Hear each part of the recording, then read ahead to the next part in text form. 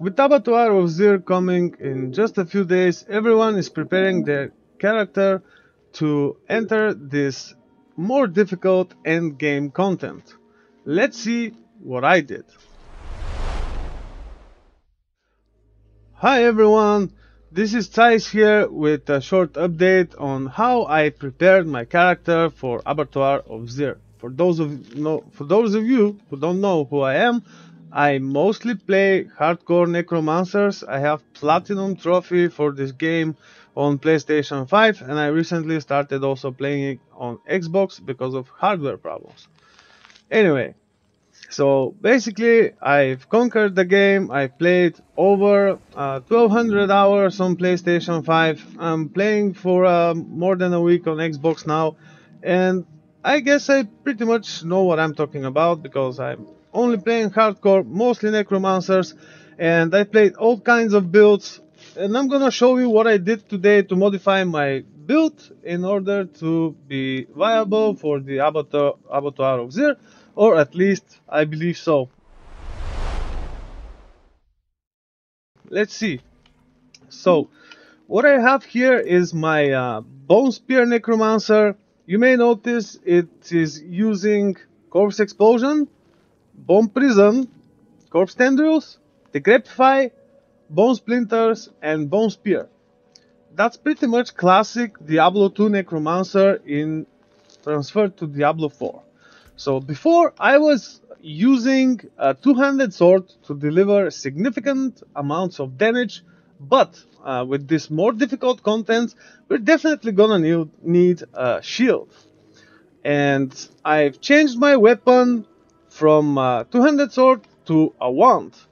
And I moved the grasping veins on the wand. It's a perfect row here. And the important thing is that I also moved the splintering aspect to my amulet, which is not really a good amulet, but it's the best one I managed to get. I think I have it from day 1 or day 2. I didn't manage to get a better one ever since. I've been farming Uber Durel at least 5, 6 to like 10 to sometimes 13, 14 times a day. That makes hundreds of runs, and I didn't get any Uber unique yet. I only play solo hardcore. I don't do rotas. I don't trade. I don't buy materials from websites or any of that kind of shit. I only play solo hardcore and sometimes couch co-op with a friend, but it was mostly leveling. So let's move on to all the gear. Deathless Visage here, very important. Build enabling, unique. The important thing here is to have as much damage reduction as possible and as much maximum essence as possible. Well, the other things are also important. Unfortunately, I didn't get lucky on this one here. The other important thing here is the damage of the explosions, which also takes into account your critical strike damage and critical strike damage with bone skills combined. They are additive bonuses to this, which increases the damage of the explosion multiplicatively by 5% for every 30. This is really important. So the other important thing about this is to know the radius of your bone spear where you can hit enemies with 2 explosions. So it's somewhere around the second explosions, because there are 3 explosions on the way back, and you should try to aim at enemies between the first and the second explosion, or between the second and the third explosion. This is how this build delivers most of its damage. It's usually not the first hit of the bone spear itself, then the splinters, and then also the explosions. This is why this build is not generating insane amount of numbers, right? Because it can hit enemies up to 8 times with a single cast. This is really important here. So if you deal at least 2 to 300,000 damage per hit, that's totally fine. But probably if you have a two-handed sword, you will deal more like 3 million damage with one of the hits of the spell. So we're moving forward here to the chest piece. I have aspect of the protector here. I believe I should also increase the value of the barrier. The really important thing here is total armor, maximum life, damage reduction, and damage reduction from close enemies. I'll explain why close enemies in a bit. Same thing I have here on the pants with disobedience, so total armor, maximum life, damage reduction, and damage reduction from close enemies. The weakness of this build is close enemies, especially those suppressor elites or those telestompers which teleport on you to hit you, or those very fast monsters, for example the Bloodseeker Rogue or Barbarian, or those jumping monsters. You get the idea. So, having in mind this is our weakness, and I'm not using Bone Storm for a reason, because I would prefer using the Corpse Tendrils and the Bone Prison to keep enemies away from me. But they might eventually come close, and this is where this affix comes in handy, damage reduction from close enemies. Really, really important. Let's move on to the gloves. I have one more note here. Unfortunately, my pants do not provide barrier when using a potion. While injured, they provide speed. It would be better if it provides barrier. I know it's hardcore, you don't want to be injured, but sometimes it might happen. Anyway, gloves here, I believe this is the best in slot. Critical strike chance, critical strike damage with bone skills, lucky hit to restore resource, and of course our core skill, bone spear. I have here the serration aspect, which drastically increase the damage of the ossified essence passive. Now let's move to the boots. Unfortunately, I didn't manage to get the best in slot boots, but this allowed me to get some additional armor. I will explain why. Now, movement speed, this is a must-have here on the boots, because we are dealing mostly with distant enemies, and being able to dodge their projectiles is pretty easy when you have a lot of movement speed. This is why movement speed is a must. It also contributes to faster attack speed because of the Vampiric Powers, but we'll get there in a bit. I use one resistance here, which I don't have on my jewelry, and dodge chance. This is very overlooked affix, but it's really, really important. And we also have here the essence cost reduction. So if I don't have the fire resistance here, I would have a ruby on my ring, which you can see has a skull for additional armor. I would rather have here dodge chance against distant enemies to further help me with dealing with distant enemies. I already showed you the weapon, but the important thing is that it's a wand, because it provides lucky hit chance, and this build heavily relies on lucky hit chance to keep on restoring resource. Very, very important here. Very important. Because you can get the critical strike damage as an affix, and it will also contribute to the damage of the explosions provided by the Deathless Visage. Very important. Core skill also a must. All stat also a must, so we'll be able to get those bonuses which are additional to the rare notes from the Paragon board. Moving on to the amulet, I have the splintering aspect here, obviously, and it's a max throw. This will be increasing our damage significantly. I placed it here instead of the weapon, because I used to have two-handed weapon where I usually place it to increase the damage a lot. Movement speed, a must here, like I said, on the boots, so we'll be able to dodge distant enemies' projectiles, and also get faster clear and faster attack speed. This is also why I don't have attack speed on my gloves, because I can get additional attack speed by having movement speed on the amulet and on the boots. Total armor here also a must. We pretty much need about 13.5k armor in order to be able to deal with tier 100 dungeons and probably Abattoir of Zir. And that's why I also kept the disobedience on my pants, so I can further increase my armor, because the Abattoir of Zir will have enemies which are even higher level than tier 100 dungeon enemies. Right, essence cost reduction also a must here, and this is why I'm not using Bone Storm, because it will be just once a minute for just a couple of seconds, and Bone Prison here is gonna be restoring its cooldown in just about 10 to 12 seconds, depending on how many enemies they are and how much we use the Crepify, and yeah, basically that's it. Okay, so I have also here the ranks to evasion passive. Unfortunately, I was not able to find an amulet with plus additional evasion passive, but also uh, some other things which could work here. Let's go to abilities real quick.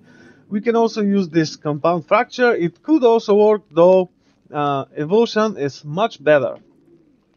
Okay, moving on. I have here the Ring of the Sacrilegious Soul.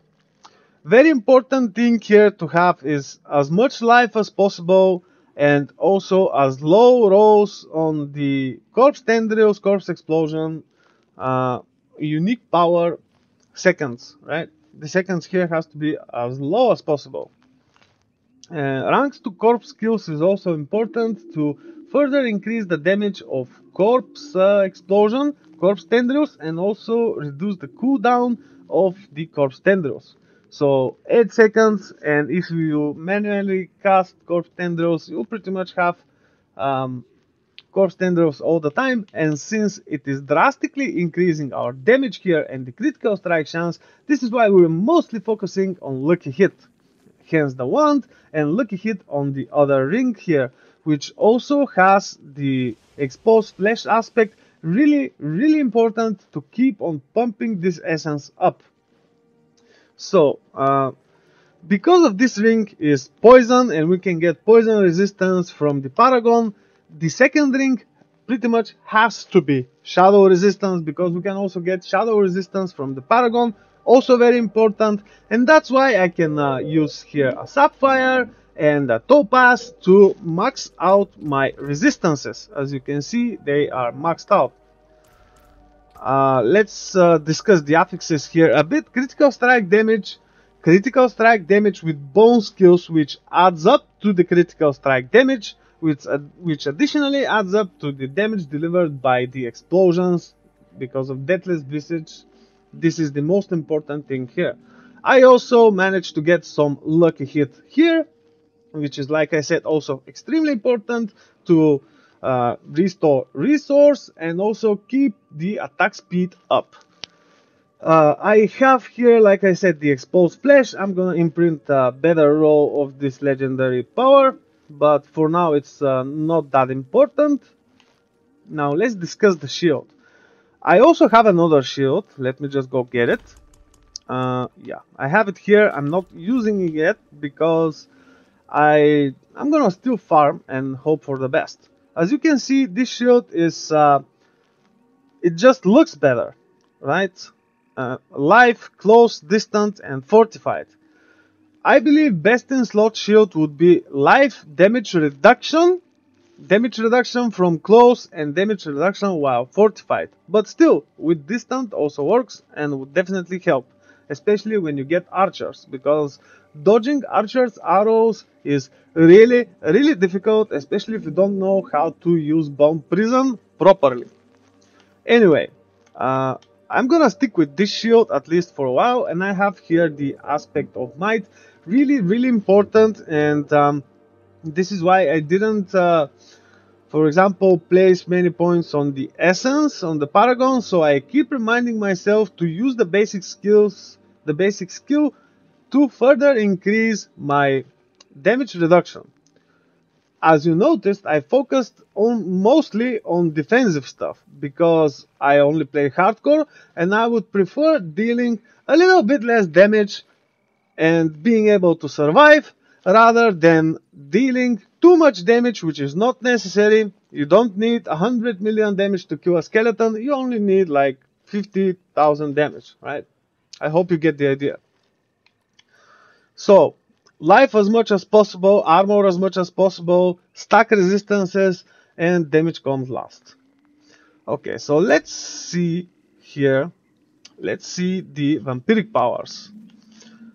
I actually didn't change this because when I'm running for boss materials, Grim Favors and Helltide, I usually do this with Soulbrand and Temerity with Undying. This helps me have constantly barrier up, which also prevents me from losing the movement speed I get from the aspect of slaughter here of my boots, which makes my runs really faster. So have this in mind. This can also work like this.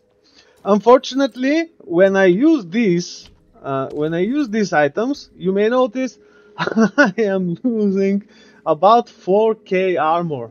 This is significant damage reduction loss. So I'm not using this in general because I will be losing my fortification, like easy to get fortified, and also critical strike chance. And if for some reason the enemies manage to deal massive damage to me and take my barrier down, I will be dead. And the most important problem to notice here is many enemies deal mostly physical damage, which is more difficult to avoid. Hence the high amount of armor here, which is really needed. The resistances, like I said, are easily capped by having two different resistances on the rings, which would be preferably poison and shadow, and I will go into detail about that in a bit. So about Vampiric Powers now, I am using Sanguine Brace to fortify and get more critical strike damage. A critical strike chance, excuse me. I am also using Metamorphosis, and this is one of the main reasons why I'm not using Blood Mist, because you might say, okay, this guy plays hardcore, but is not using Blood Mist. Is he too good? Is he too crazy? Is he stupid or something? No. Metamorphosis here is providing the unstoppable status, which is pretty much needed for any build in this game. And since I already have this source of unstoppable, I would prefer to not waste my skill slots with bullshit skills like Blood Mist, especially on a bone build where it doesn't really make much sense. So let's move on. Here I have the Prey of the Weak, which provides additional vulnerable damage to vulnerable enemies, especially having in mind Metamorphosis curses the enemies with Vampiric Curse, and also this makes the cursed enemies vulnerable, so I'm making them vulnerable with the Bone Splinters from the Bone Spear, and also with this, so no matter if I evade or cast a spell, I make enemies vulnerable, right? Really important. The Ravenous here, Vampiric Power, which will provide additional attack speed based on the movement speed. Like I said, this is why I'm using movement speed on both my amulet and my boots, and it's really important, not only for faster clear, but also for dealing massive amounts of damage really fast. Sometimes it's better to have better defenses and deal damage fast rather than dealing a lot of damage slow, because you might miss, there might be a lot of enemies, and so on and so forth. You get the idea, hopefully. I am also using here the Hemomancy because I deal physical damage and I am focused on a lot of life, and this is how this is dealing a lot of damage as well, which aids a lot. If you have here, for example, on your rings physical damage, this will further increase the damage of Hemomancy, at least I think so. Let's move on to the Book of the Dead. I sacrificed the Skirmishers here to further increase my critical strike chance, that's quite obvious. Here I sacrificed the Shadow Mages, but when I'm running the Abattoir, I'm gonna sacrifice here, especially on the higher tiers, I'm gonna sacrifice the Cold Mages to further increase my damage. So no matter I can survive a lot of hits, I still need to be able to kill things, and moving this here will definitely help. This will also help me remind myself I should more often, like every 5 to 6 seconds, also use the basic skill, because of the aspect of might here on my shield, which grants additional damage reduction, right? Moving on here with the Book of the Dead, I sacrificed the golem, the iron golem here, to increase my critical strike damage. And again, this, please understand this. This is really important to have as much critical strike damage as possible because of the explosions provided by the Deathless Visage. Also to have in mind the radius that I discussed in my previous Bone Spear video. You should aim at enemies which are generally between the first and the second explosion of the returning Bone Spear splinters, or between the second or third explosions. This is how the build deals damage, and if you don't understand this, you will probably be wondering why you don't deal damage. Well, this is why. There's no way like to stress more on this. Let's cover the abilities. Right now I am using, like I said, splinters in the enhanced version. 1 point here to increase the essence, and more on the imperfectly balanced to increase the damage. Maxing out Bone Spear, obviously. And because we have this splintering aspect, I am using the paranormal Bone Spear. Let me just move this here to increase the size. Maxed out Hued Flesh. This is why also we're focusing on Lucky Hit. Really important thing. Corpse Explosion, and currently I'm using the enhanced Corpse Explosion, which really helps with running Helltide and Whispers and stuff. But I am generally gonna respect this and gonna use the Rapid Ossification to further reduce the cooldown on my Bone Prison, which is the thing I'm mostly using to defend myself. Bone Prison, I am using it with Dreadful Bone Prison to constantly keep my Fortify up, because I make vulnerables in 2 ways already: by just evading or by just shooting spells, by casting spells. So if you for some reason want to make sure that your first hit to the enemy will be to a vulnerable enemy, you might want to do this here, the Ghastly Bone Prison. But unfortunately, I believe this is not as useful as being able to keep on fortifying yourself from many different sources, right? Especially for your first encounter. Okay, moving on. Grim Harvest maxed out, Fueled by Death maxed out, and what I plan to do here is use Death's Embrace, because like I said, the weakness of this build is close enemies. You should aim at not letting enemies close to you at all, especially, I mean, if they are difficult enemies. Otherwise, it doesn't really matter. With so much damage reduction stacked, you can just stand in one place, smoke a cigarette, and they will not be able to kill you. Anyway, Amplified Damage maxed out here, Decrepify maxed out here, Enhanced Decrepify and Abhorrent Decrepify. Really important to keep the cooldown off. To keep the cooldown being reduced, constantly cast Decrepify. Obviously, Corpse Tendrils here with the Plagued Corpse Tendrils to also make enemies vulnerable. Another source of vulnerable wouldn't hurt. So I believe using the Ghastly Bone Prison here would be just too much. This is quite obvious here, maxing out Serration, of course, Compound Fracture and Evotion. Also here the Ossified Essence, and here the Inspiring Leader, and the Standalone, and the Memento Mori. Now, again, I would like to stress here on the Standalone, really important to note, you should use Bone Prison with caution, because it will also reduce your damage reduction. Because of the Standalone passive, you should only use Bone Prison when you know you will not be getting hit. For example, by keeping distant enemies distant, by for example in tight corridors or in very vast areas, or for example if you fight on multiple fronts, You can keep one portion of the enemies away while fighting the other, or just shooting one spear at those who are kept away by the bone prison, and focusing more on the others depending on the situation.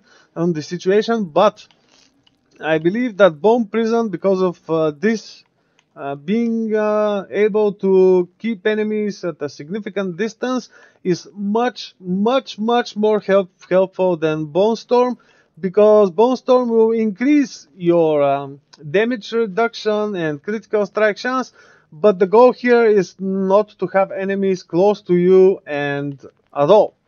Maybe Bone Storm would be very helpful in intermission areas, in very high nightmare dungeons, or very difficult content, or when fighting bosses. But for the Abattoir, I believe closing up enemies, trapping them at a distance, is better.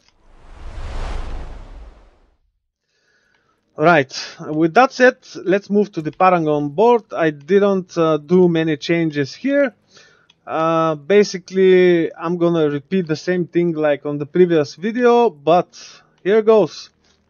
Amplify here, which I'm probably gonna replace with the new glyph when I complete my first run on the Abattoir of Zir, and mostly focusing on dexterity, and here, of course, because of this really important here, erudite. So you only need, at least I think so, you only need 440 willpower and no more than that. The rest, on the path to the nodes which are important, focus as much as possible on dexterity, because it increases dodge chance, it increases critical strike chance, and it will also help you get additional bonuses from the Paragon board nodes here, the rare ones, right? And intelligence will also increase your damage and resistances, so you will not need to focus on resistances a lot, because like I said, let's see now the second board, everything is pretty much similar. The glyph here, exclamation, really important because it fortifies and it provides additional damage reduction. We don't really care about the corpse skill damage here. The important thing is being able to fortify from one more additional source. To keep the fortify up, especially if you take damage, you have to fortify again and again and again, and this is how it's gonna be done with the Vampiric Power and this glyph here, right? And fortify and additional damage reduction always helps on hardcore. This here is quite obvious. Let's move to this board. I changed this board here, the Scent of Death.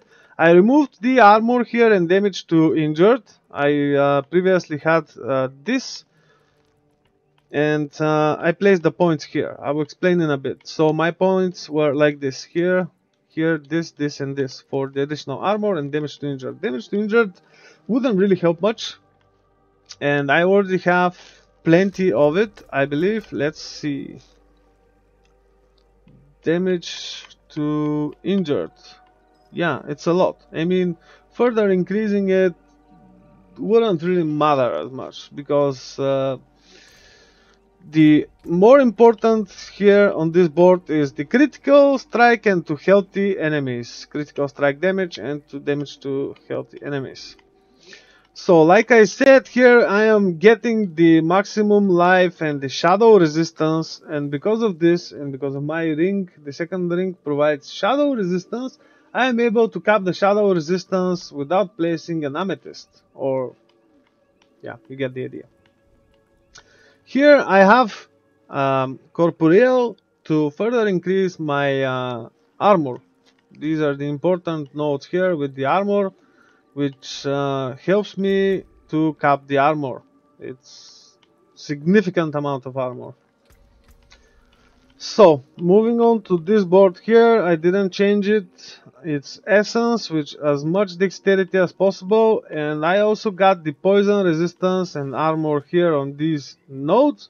And because my first ring here has poison resistance, it really helps me to max out the poison and shadow resistance. With this sorted out, and the one of the resistances from the boots, and placing topaz and sapphire, I'm able to cap resistances pretty easily. But like I said, if I manage to get here dodge chance against distant enemies instead of fire resistance, I would rather place ruby on this ring here to still have a lot of armor and to still have all the resistances capped. Dodge chance, believe me, it's really important, especially against difficult enemies and on hardcore mode. So let's further explain here the Paragon board. I managed to get additional life here and additional damage. While fortified, I'm pretty much all the time fortified, and I also have the exploit here to increase the vulnerable damage. Vulnerable damage is really important because it's guaranteed. When your bone spear splinters return, they will make enemies vulnerable, and by evading you also make enemies vulnerable. So this is really important here to have as much as possible. And that's why I didn't place it here. I know critical strike damage is conditional, but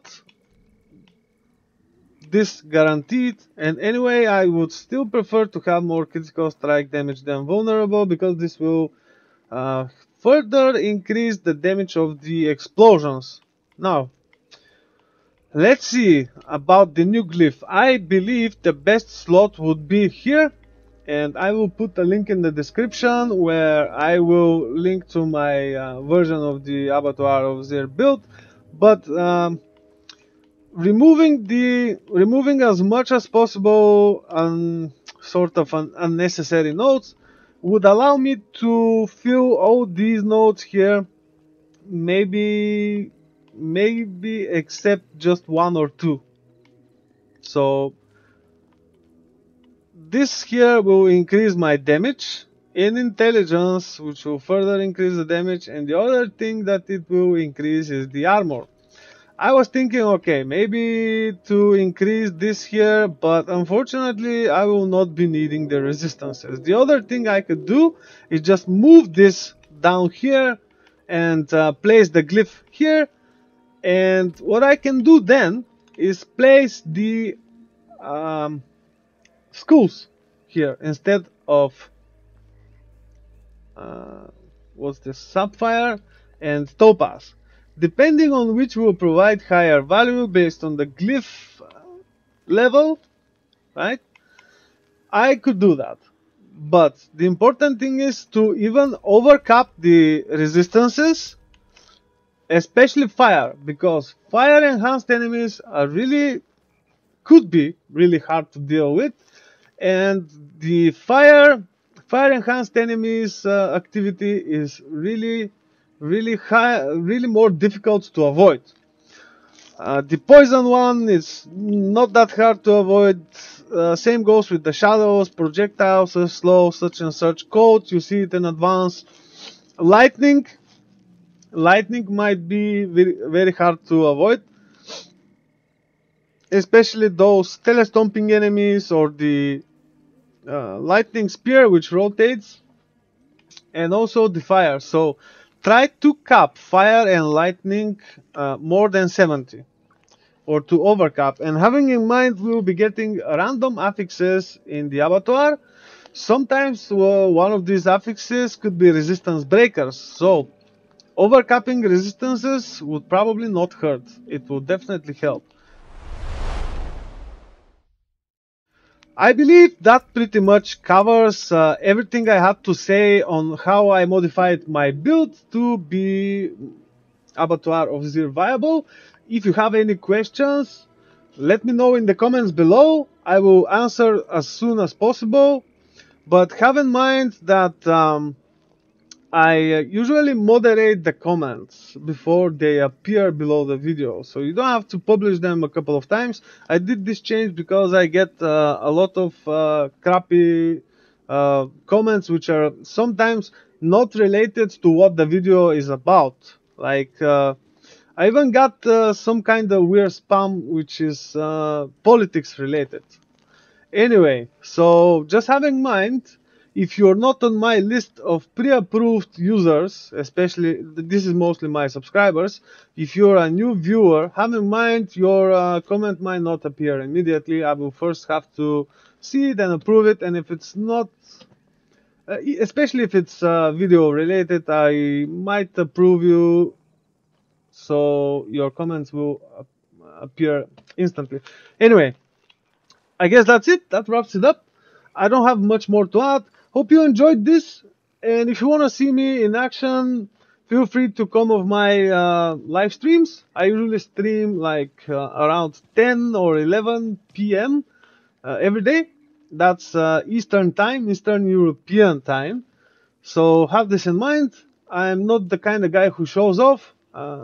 And yeah, I guess that's it. And I'll see you guys on my next live stream or video. Take care.